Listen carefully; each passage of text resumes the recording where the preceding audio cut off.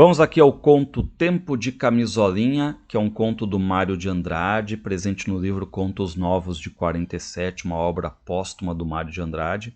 E nós temos um narrador em primeira pessoa, adulto, que vai se recordar de um fato passado, uma época em que ele só tinha 3 anos, e ele se lembra que cortaram os cabelos dele. E ele não gostou nada, mas absolutamente nada disso. Então ele está se queixando, né, desse corte, dessa lembrança do corte dos cabelos dele. Reparem, a feiura dos cabelos me fez mal. Só que ele só tinha 3 anos, só que isso aí foi algo que ficou muito marcante na vida dele. Tanto que ele se lembra de uma voz masculina, ele não diz quem, talvez o pai, mas não tem essa certeza, né? Que alguém chega e diz para ele assim, ó, você ficou um homem assim. E ele diz, ora, eu tinha 3 anos, fui tomado de pavor. E por que está tomado de pavor? Porque criança quer ser criança, não quer ser um homem, por exemplo, né? Veio um medo lancinante de já ter ficado homem naquele tamanhinho de 3 anos, um medo temendo, e recomecei a chorar. E ele vai dizer, ó, me lembro de uma fotografia minha desse tempo, que depois destruí por uma espécie de polidez envergonhada. Porque nessa foto aí que ele diz que acabou destruindo, ele tinha ainda os cabelos bonitos, compridos, cacheados, ou seja, é uma foto tirada antes de ele cortar o cabelo. E agora a gente sabe que ele é um narrador adulto que está se recordando desse fato aí. Era já agora bem homem, e aqueles cabelos adorados da infância me pareceram de repente como um engano grave. Destruí com rapidez o retrato. Então, por quê, né? Porque ele via na fotografia de uma criança com um olhar calmo, um ser assim sem nenhuma maldade. Então parece dar a ideia assim de transformação do ser humano, né? Mas ele diz que tem uma outra foto guardada, reparem, junto com Totó, meu mano. Ele, o Totó, meu irmão, 4 anos mais velho que eu, vem garboso e completamente infantil numa roupa bonita marinheira. Eu, bem menor, ainda conservo uma camisolinha de veludo. Então aquelas camisolinhas ali baratas e tudo mais, né? Então essa fotografia dele de camisolinha junto com o irmão, o narrador ainda guarda, tá? Porque se ela não me perdoa do que tenho sido, ao menos me explica. Então aquelas transformações do ser humano, né? Então a camisolinha ali quase como um símbolo, por exemplo, assim, de algo infantil ainda, né? Dou a impressão de uma monstruosidade insubordinada. Meu irmão, com seus 8 anos, é uma criança integral, sem malícia, a própria imagem da infância. E eu, tão menor, tenho esse quê repulsivo do anão, pareço um velho. Então reparem, né? A ideia aqui que ele está dizendo, né, de que tem uma outra fotografia, já com os cabelos cortados, parece que ali não está encaixando mais aquela questão de inocência, de criança, parece que ele perdeu isso no corte do cabelo. E ele está dizendo que o irmão dele, 4 anos mais velho, é uma criança integral, sem malícia. E ele, com 4 anos, bem menor que o irmão, parece o quê? Parece um velho ali, com uma monstruosidade e tudo mais, né? Então, o quanto isso marcou, porque ele diz que olha para a foto dele ali, aquele sorriso meio pérfido, parece sempre alguém assim mais velho com uma segunda intenção, certo? Não sei por que não destruí em tempo também essa fotografia, agora é tarde. Muitas vezes passei minutos compridos me contemplando, me buscando dentro dela e me achando. Comparava com meus atos e tudo eram confirmações. E aí o narrador, agora, ele quer voltar ao ponto de quando cortaram os cabelos dele, certo? Porque reparem, ó, toda a gente apreciava os meus cabelos cacheados, tão lentos, e eu me envaidecia deles, mais que isso, eu os adorava por causa dos elogios. Então, reparem, né, que ele gostava disso aí, aquela questão da vaidade também, enfim, ele tinha uma vaidade, todo mundo falava bem, elogiava, só que um dia ele ouve o pai dele dizer o quê? Ó, é preciso cortar os cabelos desse menino aí. E aí, claro que o narrador ele fica muito mal com isso, a gente já sabe, ele já nos antecipou, lá no começo, se a gente for olhar, ó, ele vai dizer, né, olha, eu tinha 3 anos, cortaram, foi tomado de pavor já ficar homem naquele tamanhinho ali, né? E claro, quando vem a ordem do pai de cortar os cabelos dele, ele fica procurando alguém que contrariasse o pai, que dissesse não, e ele olha para a mãe, só que aí é aquela ideia de uma sociedade patriarcal, quem manda é o homem ali, então a mãe, ela meio que baixa os olhos, ou seja, quando ela faz isso, ela consente com o marido, ou seja, tem que cortar, deixa cortar. Me lembro como se fosse hoje, não aguentou meus últimos olhos de inocência perfeita, baixou os olhos dela, a mãe baixou, né? Oscilando entre a piedade por mim e a razão possível que estivesse no mando do chefe, ou seja, quem manda é o marido ali. Então essa ordem aqui do pai basicamente representa assim a primeira manifestação de autoritarismo que o narrador tem contato. E agora ele está avaliando, né, o que achou dessa atitude da mãe de, enfim, não contestar. Hoje, imagina um egoísmo grande da parte dela não reagindo. As camisolinhas, ela as conservaria ainda por mais de ano, até que se acabassem feitas trapos. Mas ninguém percebeu a delicadeza da minha vaidade infantil. Então a vaidade estava nos cabelos, não na camisolinha, né? Mas a mãe aqui não contestou. Então o narrador acha que a mãe não falando nada foi meio que uma espécie assim de egoísmo absurdo por parte dela, tá? Uma decisão à antiga, brutal, impiedosa, castigo sem culpa. E claro que para uma criança de 3 anos, nem tudo dá para lembrar. Por isso que ele vai dizer, ó, o narrador, tudo mais são memórias meio confusas, ritmadas por gritos horríveis, cabeça sacudida com violência, mãos enérgicas me agarrando. Ou seja, aquela ideia que dá a entender, né? Mãos enérgicas, por quê? Porque ele foi pro cabeleireiro e não queria cortar o cabelo, de jeito nenhum. Aí se lembra um pouco do cabeleireiro meio irritado, as mãos nele ali e tudo mais, né? Se lembra também do choro, do desespero de cortarem o cabelo dele. E o meu passado se acabou pela primeira vez. Só ficavam como demonstrações desagradáveis dele as camisolinhas. Essas camisolinhas baratas, aqui que ele diz, né, que a mãe, enfim, guardou por mais de um ano ali, tipo, até quando estava trapo velho ali, né?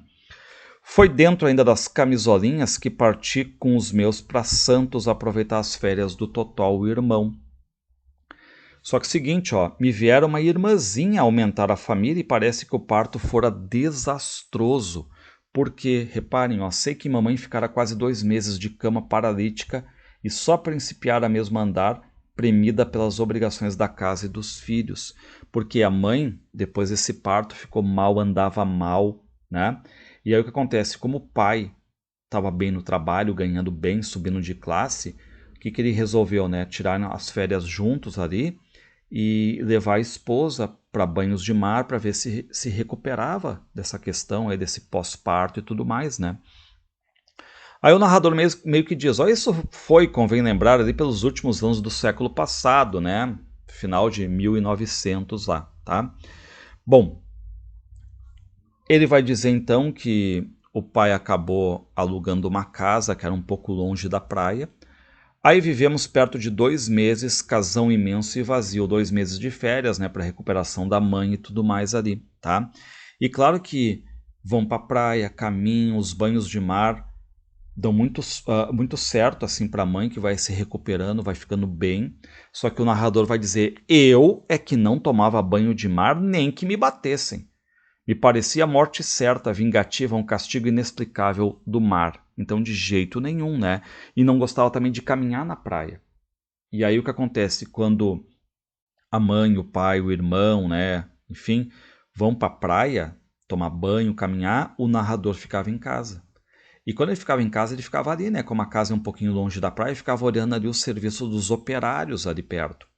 Papai é que não gostava muito disso, não, porque tendo sido operário um dia e subido de classe por esforço pessoal e Deus sabe lá que sacrifícios, considerava operário má companhia para filho de negociante mais ou menos. E lá estava eu inteiro, sujando a barra da camisolinha na terra amontoada do canal com os operários. Eu vivia sujo. Muitas vezes, agora até me faltavam por baixo da camisola as calcinhas de encobrir as coisas feias. E é que legal, né? Porque às vezes falta tipo a cueca, né? É chamado de calcinha ali, enfim, meio que a cueca, essa é a verdade. E aí, como ele só tá com a camisolinha sem a cueca, ele meio que levantava essa camisola ali para brincar exatamente, né? Com o órgão sexual. Ele fica brincando ali com o pênis, né?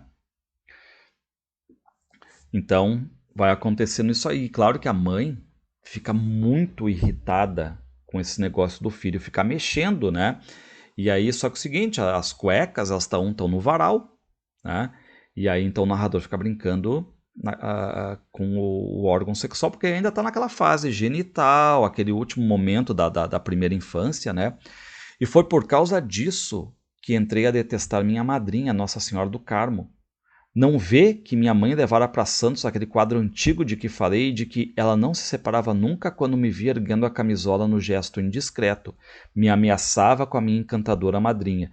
Então a mãe olhava, né, o narrador levantando a camisolinha, mexendo, né, no órgão sexual, e ela ficava indignada. Ela disse, meu filho, não mostra isso, que feio. Repare, a sua madrinha, que é o quadro da Nossa Senhora do Carmo, ela está te olhando na parede. Tá? E aí o que acontece, né? Enfim, o narrador um dia ele vai ver onde estava a mãe, e a mãe tinha saído, foi passear, né? Com o pai, com o irmão, né? Enfim, com o pai do narrador, com o irmão do narrador, né? E aí quem é que estava ali? Só a cozinheira no fogão perdida, conversando com a ama da Mariazinha nova. E aí, reparem, né, que ele está ali, basicamente, só tem uma cozinheira que está na cozinha, né? Enfim, então o que faz o narrador ali a partir de agora? Ele olha para a imagem, para esse quadro da Nossa Senhora do Carmo, e o que ele faz? Levantei quanto pude a camisola e, empinando a barriguinha, mostrei tudo para ela. Então, reparem, ele mostra o pênis, né, para Nossa Senhora do Carmo, para o quadro ali. Ou seja, aquela criança que está rompendo limites, está sendo mais ousada ali. E aí, o que ele pensa, né? Bom, será que ela vai me castigar? O que vai acontecer? Mas não sucedeu nada. Eu bem imaginava que não sucedia nada. E aí ele meio que saiu orgulhoso dessa coragem dele, né? De passar dos limites e tudo mais. Aí ele vai para a rua e lembrar, né? Que tem os operários ali, tem pescadores e tudo mais. Ele vê uns pescadores conversando. Todos eles, reparem, eram casados, tinham filhos. Ou seja, qual é a ideia, né? Não se importavam de ele estar ali. E todos esses pescadores também conheciam o pai do narrador, chamavam de doutor e tudo mais, mesmo não sendo doutor, né, mas tinham respeito por ele. Ora, se deu que um dos pescadores pegara 3 lindas estrelas do mar e brincava com elas na mão. E aí o narrador fica impressionado com aquilo ali, né, com as estrelas do mar, muito bonitas, enfim, né. O pescador percebeu logo meus olhos de desejo e foi logo me dando todas elas. Então o pescador dá para o narrador 3 estrelas da sorte, certo? Estrelas do mar. E aí o pescador diz, ó, cuida que elas dão boa sorte. Só que o narrador não sabe ainda, né? Aquela coisa toda de desvendar palavras da língua portuguesa. E diz, o que é boa sorte, hein? Só que o pescador também não sabia muito bem lidar com as palavras, não sabia bem o que era boa sorte, mas ele tenta dizer, ó, isto é, não vê que a gente fica cheio de tudo, de dinheiro, de saúde, seque bem essas estrelas do mar no sol, que ela dá boa sorte. E aí o narrador sai ali a 1000, né, para esconder as estrelas do mar, coloca elas no sol para secar, só fica pensando nelas, né, queria ver o objeto de desejo dele agora. Ó. A felicidade era tamanha e o desejo de contar minha glória que até meu pai se inquietou com meu fastio no almoço. Por quê, né? Porque é um segredo que ele tem. O narrador tem esse segredo, ele escondeu as estrelas do mar, não quer que ninguém saiba disso. Então ele está com aquele segredo ali, tá? Mas aí, claro, os adultos percebem quando a criança tá estranha ali, né? As minhas estrelas do mar estavam lá escondidas junto do muro, me dando boa sorte. E aí, ele não quer nem mais almoçar. Ele acha que agora não precisa Nossa Senhora do Carmo, nada, ele está bem protegido com as estrelas do mar. E ele sabia, né, que se não almoçasse, o Totó, o irmão mais velho dele, pode ser que vá atrás, enfim, acha as estrelas do mar dele, tá? Tanto é que começam a reclamar que o narrador não está comendo nada, ó. Esse menino não come nada, Maria Luísa. Não sei o que é isso hoje, Carlos. Parece que são os nomes dos pais desse narrador aí, né? E aí termina o almoço e o narrador vai lá ver as estrelas do mar. E ele vê, né, que são 3.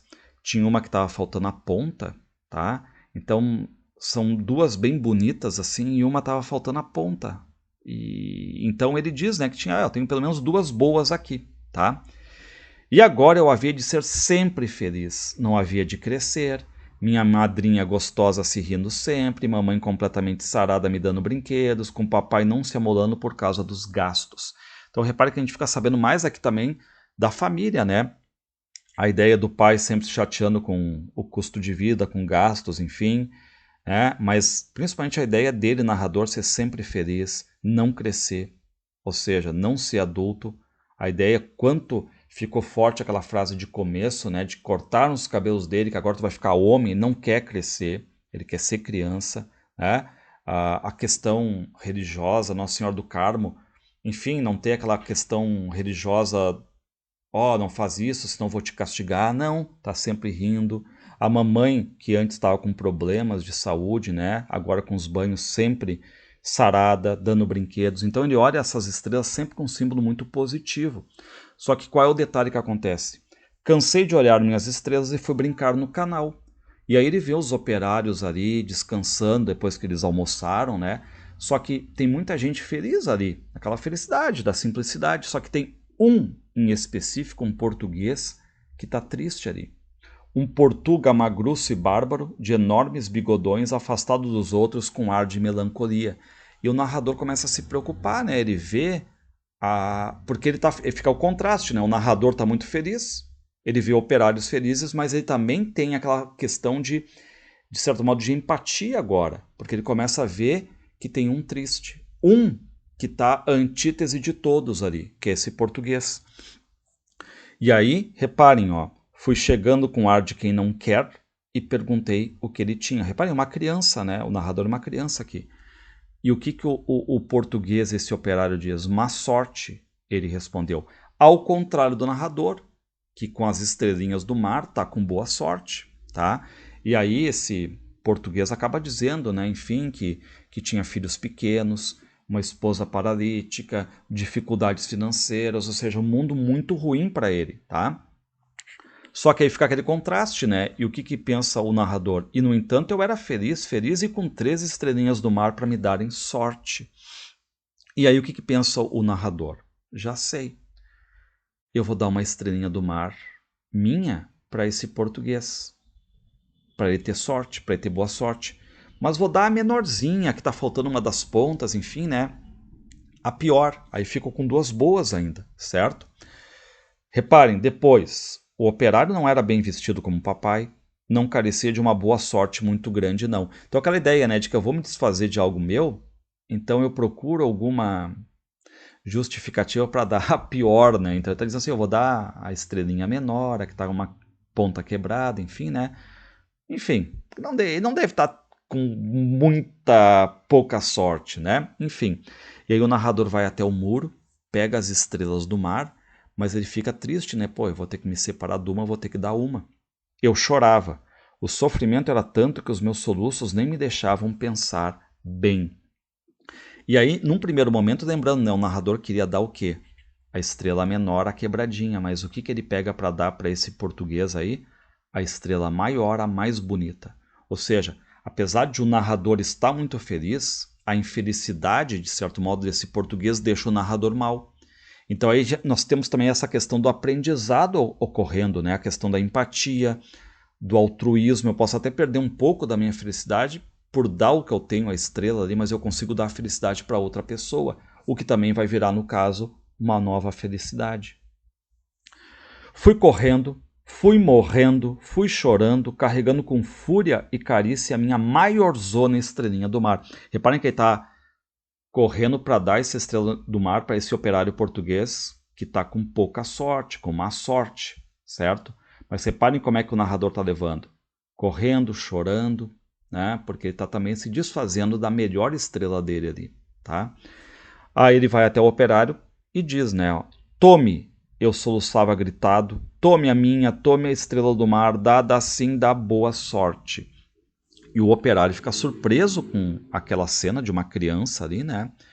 E aí ele olha para o narrador, o português começa a chorar, pega a estrela e sai. A mão calosa dele apenas roçou por meus cabelos cortados.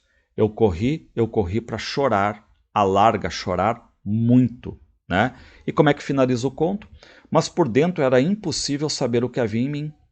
Era uma luz, aquela questão de ter ajudado alguém, né? Uma Nossa Senhora, um gosto maltratado, cheio de desilusões claríssimas, em que eu sofri arrependido, vendo inutilizar-se no infinito dos sofrimentos humanos a minha estrela do mar.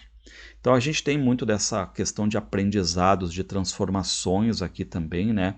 Dessa criança que está perdendo a primeira infância aqui, que está aprendendo essas questões todas autoritárias, mas ao mesmo tempo empatia, altruísmo, transformações, né? E um pouco dessa família aqui também, dessa sociedade patriarcal, ok?